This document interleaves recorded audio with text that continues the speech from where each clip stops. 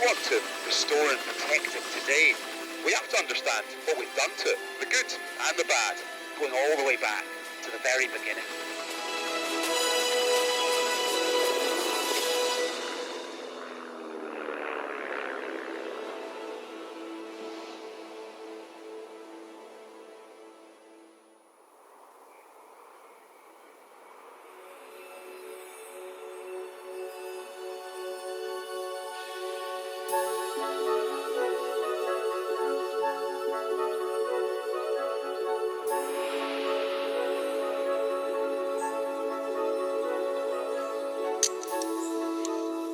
Climb a lot of trees as a child? Climbed a lot of trees. Never climbed these beautiful Scots pines. My only chance of reaching the top of our Scots pine is with the help of tree expert Tim Chamberlain. This tree is a real treasure as part of the ancient Caledonian forest. So you can see there's lots of surface lichen and things, and there are some dead branches. Just be as careful as you can when you climb. I will be.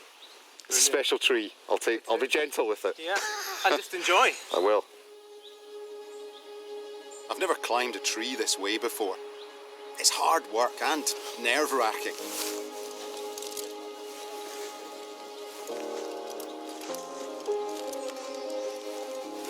But definitely worth it, because I'm actually climbing back through time to discover what Scotland looked like thousands of years ago. Wow, look at this!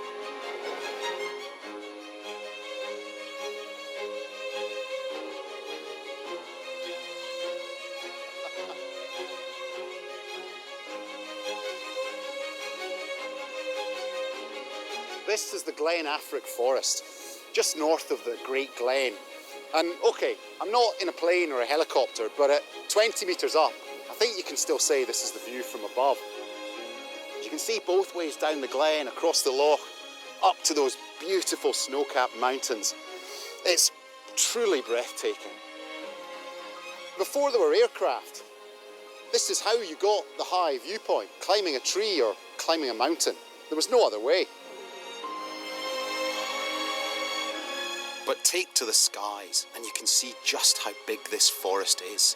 The largest, least disturbed ancient forest in the whole of Britain.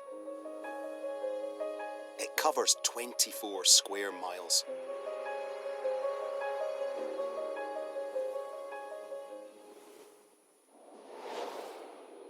Go even higher and all the forests of Scotland, old and new, are spread out below you, covering nearly a fifth of the country.